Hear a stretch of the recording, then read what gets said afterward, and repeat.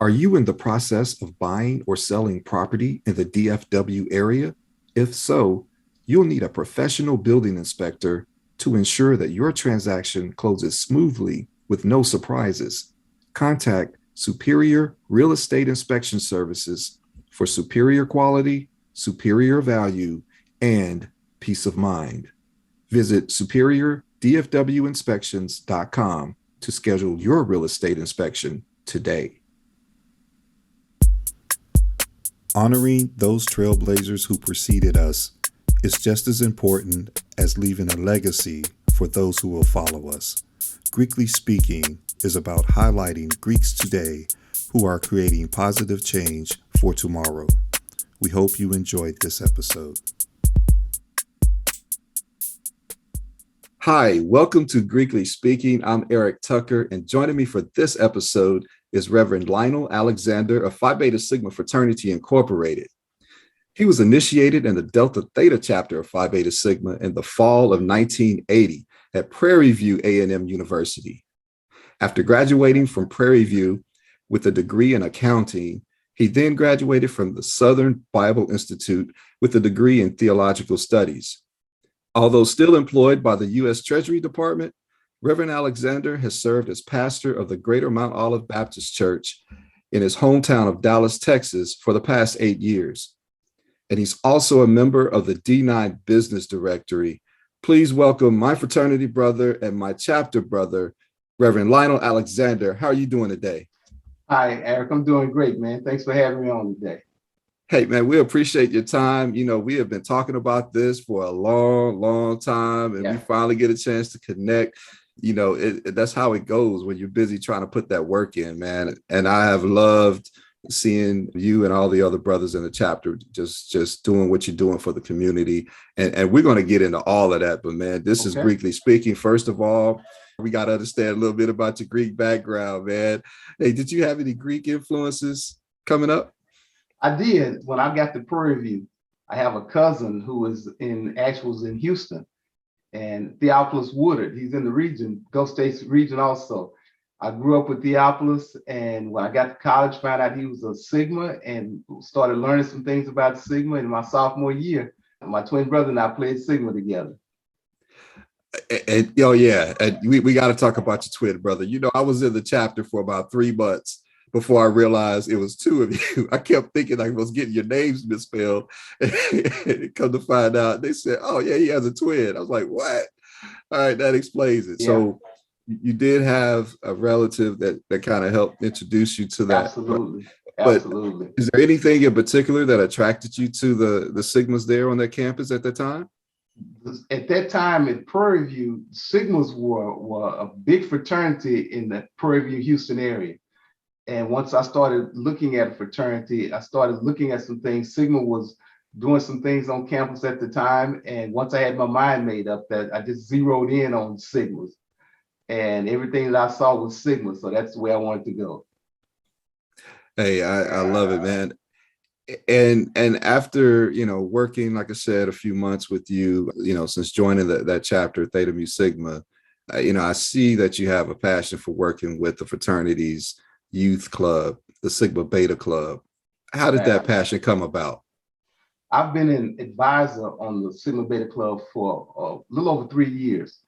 And in April of 2021, the coordinator for the chapter was going to step down. He had some other things he wanted to do, and he didn't want his outside activities to interfere with the Sigma Beta Club. So he needed to step away from the time. So he actually called me and asked me if I would take over as the coordinator for the chapter. I've been working with him one-on-one a lot for the last 2 years, and he just felt like I'd be a good fit for it. And I thought about it. It didn't take long to think about it. I knew I'd been working with it. So in order to, since he asked me, that let me know that he was thinking that I could be able to step in and keep things going for the chapter. So I immediately said yes. And once it was confirmed by the executive board, we've been working since May and trying to build a Sigma Beta Club and making it an outstanding club in this region and in this nation. Hey, I love it, man. And just for the benefit of the audience, could you share some of the things that you and the chapter have been initiating with that club? Absolutely. We had a kickoff, our first kickoff meeting in September one of our brothers, Brother Eric Powell, presented a program that he's been working on, a leadership program for young men, gatekeepers. He presented that program in September, and it was enthusiastically received by not only the members, the returning members, the new members that were coming in, and also parents that were on the call also. They enjoyed that, and that's something that we're working with Brother Powell to keep going throughout the year in our upcoming meetings. And in October 2nd, you and I spearheaded a program meeting that was Dress for Success. Brother Lionell Alexander came on and talked about dressing for success. We looked at how to dress, when to dress, what formal is versus business casual. And it was interesting that Lionell found himself not only talking to Sigma Beta Club members, but fraternity members and parents also. So that was a great success also. And that was another program that we're going to allow Brother Arrington to come on throughout the year doing some podcasts or just some announcements, or even coming in doing program meetings talking about dressing for success. It's something we want to carry on as the seasons change, as they go into holiday time and springtime and prom time and those type of things. We want to make sure that we're helping our young men out be prepared for that. And also on this Saturday, October 16th, we'll be having a Zoom meeting. We're working with one of our brothers to introduce us to Miss Janelle Wellens. Janelle is an engineer at NASA in California, and she's going to share her story with how she first became interested in engineering, how she became interested in working at NASA, and how she made her dreams into a reality. So we're looking forward to that on this Saturday, and we'd be more than happy. Anybody that wanted to listen in on that call to meet Janelle, we'll be able to share with you, Eric, the link for that meeting on Saturday. That'll be this Saturday at 12 o'clock Central Time. Hey, I love it. And, I think one of the cool things about Sigma Beta Club is you have your mentors in that chapter, but you're also willing to bring in outside voices to come and share different types of insight, which I think helps keeps it interesting for the young guys. Because I know at that, those younger ages, that attention span can be all over the place sometimes. But when you have some people that are willing to receive the information, and you can bring a variety of types of information, I think that really helps that community, and it helps make them the men that they need to be, right? Absolutely. And I just want to say on November 13th, we're doing a program meeting. We have a military careers presentation we want to do for our high school men, young men that may be interested in a military career. So we have our brother Daniel Scott, brother Lynn Taylor, who both 20-year plus military careers. We're going to let them come in, and we also have a guest speaker that'll come in. Brother Daniel Scott's son is right now in flight school in Florida. So he's going to come in, and we're going to have a presentation from them to give information on military careers. Hey, that's great. And that's exactly what I'm talking about. That's the kind of work that is not only appreciated, but it's noticed. And I know the parents appreciate it. Absolutely. And you can tell when somebody is passionate about what they do, they enjoy it, and it doesn't look difficult. They make it look easy. So I appreciate you setting that example, not only for me, but for other brothers in the chapter as well. But man, hey, so let's turn the page a little bit.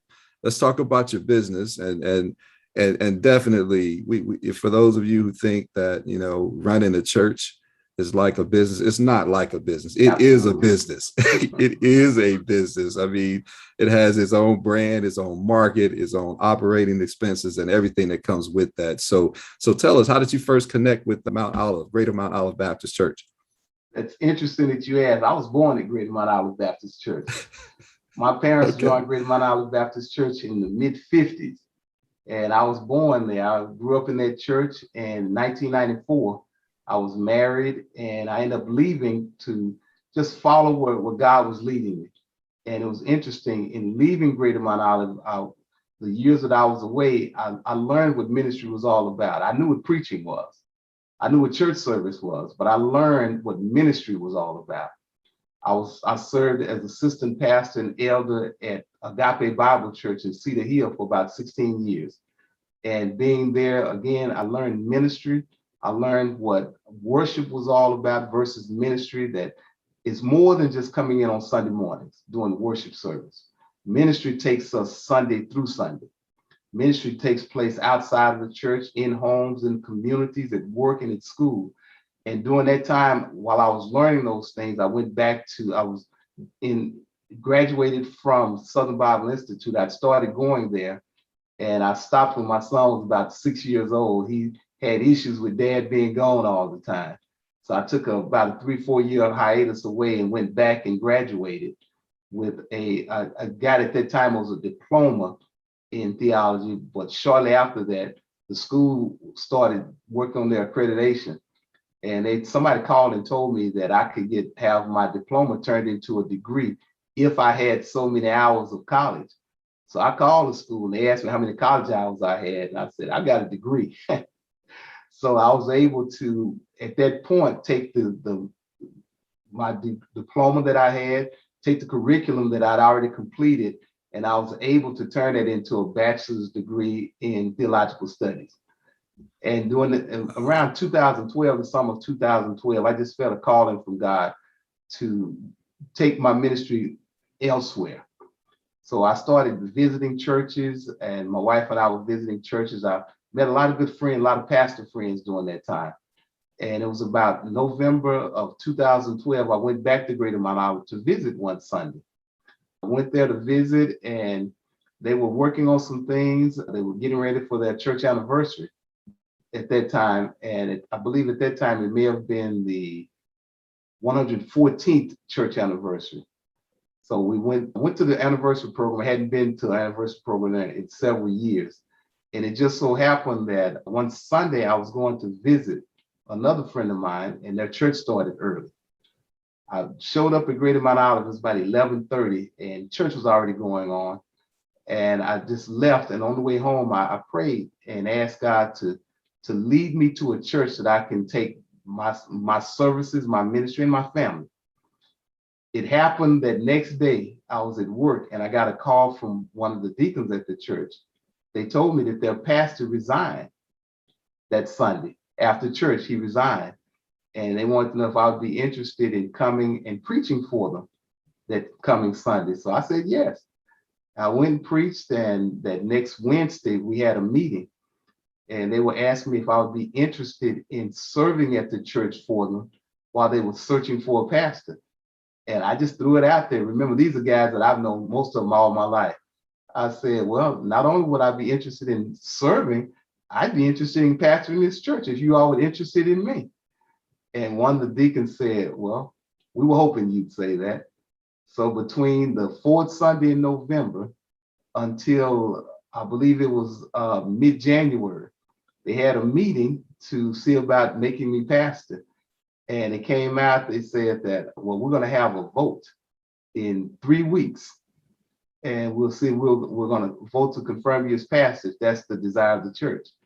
Eric, on the way home that night, my wife was laughing. She said, you'd be pastor tonight if it wasn't for something you said to them 2 weeks ago. And I asked what that was. You told them, if this church is going to have bylaws, no sense in having bylaws if you're not going to follow them. So in those bylaws, it said they have to wait 3 weeks to call a special meeting to call a pastor.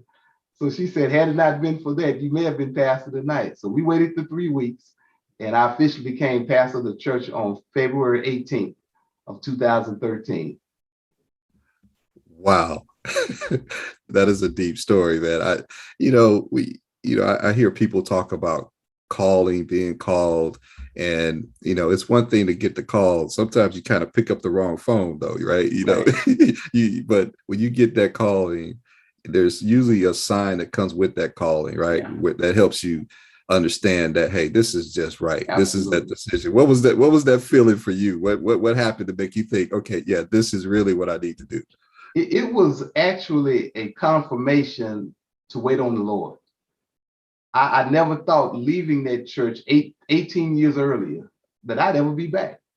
It was interesting. In school, I made a statement. We were talking about church planning. And I remember making the statement in school one night, and I said it for years following that. The days of the community churches in neighborhoods are gone. excuse me, in the city. Nobody's going back into the community to have church. Everybody's growing up and moving out. And when they move out, they find churches where they live. So I said that, and I made the statement, the church that I grew up in, I don't know if it'll ever survive because of the move. I learned then that God has a sense of humor. I was 51. I felt like that my days of pastoring were behind me. I basically applied for churches and done those type of things. So I was just looking to help out in ministry. But God said to me that if you want to pastor, guess what? I'm going to send you to that church that you said can't survive. And the church doesn't die till God kills it or till it kills itself. Greater Mount Olive was still thriving. They were still ministering. They were still working. So at that time, what they needed was a leader. And I thank God that He allowed me to be that leader at that time. Wow. And I'm sure they're thanking God that you answered the call. So that's great. And I must say, man, as far as and I must say, as far as adjusting and pivoting, we know the pandemic kind of hit everybody hard. I mean, how did that make you change operations, or what impact did you have when it first started? And what did you end up having to do to carry on operations?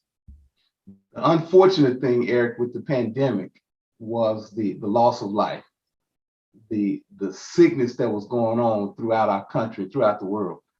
But the positive thing for me and the Greater Mount Olive Baptist Church, it opened doors for God to use the resources, to allow us to use the resources that He had given us to reach people. I've been saying for a year or more that we need to get online. We need to start having church service online. My friends were doing Facebook Live, YouTube. We weren't doing anything. The pandemic allowed us, or caused us, to have to do it. The week that the pandemic started, when we went home from the job, that next Sunday, I believe it was in the first Sunday it was either the last Sunday of February 2020 or the first Sunday in March, I was able to have our first Facebook service. And I was sitting at my desk in the study, and it was good. It was a way to connect. And what we found, we were connecting with people that weren't coming to church on Sunday. So I was looking at that, knowing that we have older members at the church that are not computer savvy. What we did was we used Facebook Live, we used YouTube, and we also have a conference call line. So each Sunday we use all three of those to make sure that we can connect to as many people as we can. My mother, who was living in California at the time, would not turn the computer on, but because of the conference call line, she would be able to get on every Sunday. She was sharing with friends of hers. So what the pandemic did was allowed us to see that there are other ways to reach people, and you don't have to reach them just on Sunday morning. Every service that we've had since March of last year is still on our Facebook page. It's still on YouTube. So we have 19 months worth of service that anybody can go back in and pick a Sunday. You can do us like you do your programs on Netflix. You can start with one service and just move on to all of them if you want to.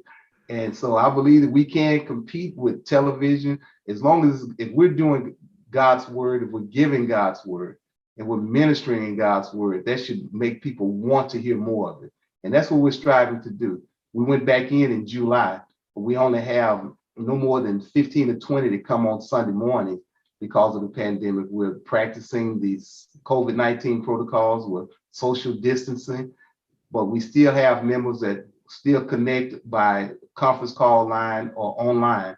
So we're still reaching people, and that's the most important thing. And I must say, because we had been in the chapter working, side by side on a couple of projects, and your whole demeanor, you and your brother, is just so even keeled and smooth. And somebody mentioned, well, Lionel is a pastor. I said, oh, wow. I had no idea. And so I started just kind of, it's pandemic, right? You were not really going anywhere. I started just kind of surfing around, and I ended up looking up the website, and I found a couple of sermons because I think you were in the living room at that point. Right. For me, it's one thing to connect with people, but then it's about the quality of the message once that connection is established, right? It was just, every message was just straight to the point. Thank It you. was it was educational, which for me, when I'm looking at a church, ever since I've been a teenager, it was like, well, what are they going to teach me? Right. It doesn't have to be something new, because sometimes you can have the same Right. lesson brought to you several times and you'll get something different out of it. Right. And I thought that was Exactly. just so nicely presented and efficient. I was like, whoa, I mean, hey, this is an hour where I could just get in, get the word, and just really feel like I'm taking part in what he would have me to do. And it's a good example. Absolutely. So I've always wanted to share that with you, man. And I just commend you for what you've done, for answering the call. Thank you. And just keep up the good work, man, not only with the church, but also with your chapter, Thank as you. you help influence and mold these young men and become a positive example of a nicely dressed African-American professional out in the community who happens to also have some musical talents that you may have picked up, in and before Prairie View. Tell us a little bit Oh, about that too. you're gonna make me plug Prairie View, man. I went to Hey, Prairie View. I was in the band. I'm a percussionist. I was in the right. marching band, and generally you find that certain instruments call for certain statures. And all 5'6" of me, I've always loved playing the bass drum in the marching band. And I could say that I was an award-winning snare drummer in high school, and I was a stage band drummer. I did all the symphonic band, but I went to Prairie View to play the bass drum in the band. While I was at Prairie View, I played in the marching band, percussion ensemble, symphonic band. And I just truly love that. And I said this to someone once before. Prairie View was really my first congregation. For 2 years, I was the band chaplain. So I always felt a calling on my life from God. So I always said that before we always went to a performance at Prairie View, we always had we hummed the school song and I prayed. So I look back at that and say that was my first congregation there. And I just shout out to Prairie View and the Marching Storm, being a proud alumni of Prairie View. And when I got home, well, before I went to college, I was the drummer at the church. And I did that for several years. And I'm semi-retired now. The time I should be practicing, I'm preparing sermons. And let me say, Eric, that I'm so glad to hear you say that, to give me the compliments on the message, because that's what I strive to do. Is the message has to be teaching, it has to be edifying, it has to connect us to Jesus Christ. And that's all I try to do on Sunday mornings, to have a message that matters for everyone. Thank you. Hey, well, my pleasure. I believe in giving credit where it's due, but also for me, the message is just in the model. It is, again, your character speaks volumes without me even knowing you were, even affiliated with the church or anything like Thank that. you. And I think we really need so much more of that in our community, especially now. Just good role models, just good examples to follow. So just, other than the fact that you chose not to go to Alcorn State University and join the Sounds of Dynamite, I think you're a pretty good guy, man. I went to Alcorn, Eric. My freshman year, we had a game at Alcorn. So I did go there. So Okay, let me be clear. All right. Okay. I get it. I get it. Hey, man. You're doing some good things, man. Reverend Lionell Alexander, Phi Beta Sigma Fraternity Incorporated, Greater Mount Olive Baptist Church there in Dallas, Texas. Hey, keep doing the work that you're doing, man. And if there's anything we can do to promote what you got going on, just let us know. Okay. thank you. And if I could just throw a shout out real quick too. We talk about ministry, and I know every church sort of prides themselves on the ministry of music. And if I could give a shout out to the young adult music department at my church, Unity. Unity are my young adult singers, and my musicians and singers. They're all between the ages of mid-20s to mid-30s. And not only do they sing on Sunday mornings, but they minister on Sunday mornings. They're not performing. They take pride in ministering. They let the music minister. They let the songs minister. On any given Sunday, before I get up to preach, I have to take a back seat because they were singing, but before I get up, the singing goes into ministering. And I never want to stop them from giving their testimony in song. So please come and visit with us on Sunday mornings. We have the music ministry that we're so proud of. We have the message that I hope God is proud of and pleased with. And we just invite you all to come to the Greater Mount Olive Baptist Church. Our slogan is the friendly church where everybody is somebody and the spirit meets the soul. Thanks. Let me just say one thing about your unity. You had me humming this one song for about a week and a half and watching the one episode over and over. If you can use anyone, Lord, you can use me. I heard that, and the arrangement was so simple and so touching. It's something special when you can get outside the concert and just get that one-on-one connection. Absolutely. That's what moved me. And I was like, I gotta watch the next episode. This is all right. So, man, hey, just keep doing what you're doing, like I said, man, and we will be fellowshipping with you real soon. Okay. Thank you very much. I'm glad you had me on today. All right. Hey, he's Reverend Lionell Alexander. I'm Eric Tucker. Thank you for joining us on Greekly Speaking. We'll catch you on the next episode.